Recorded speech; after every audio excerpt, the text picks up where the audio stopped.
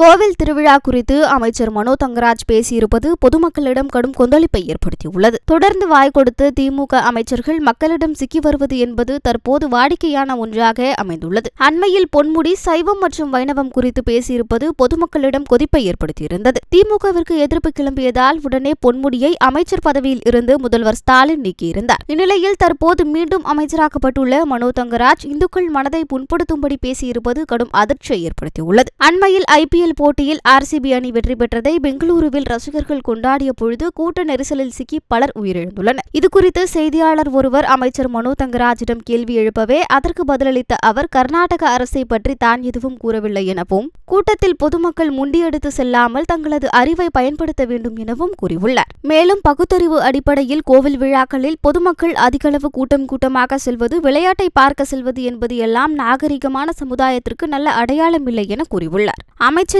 இந்த பேச்சுக்கு தற்போது இந்துக்களிடமிருந்து கடும் எதிர்ப்புகள் கிளம்பி வருகிறது. இந்துக்கள் திருவிழாக்களில் மட்டுமா கூட்டம் கூடுகிறது? தேவாலயங்கள் மற்றும் மசூதிகளிலும் விழாக்களில் மக்கள் கூடுகிறார்களே, அதை ஏன் அமைச்சர் சொல்லவில்லை என நெட்டிசன்கள் தொடர் கேள்விகளை எழுப்பி வருகின்றனர்.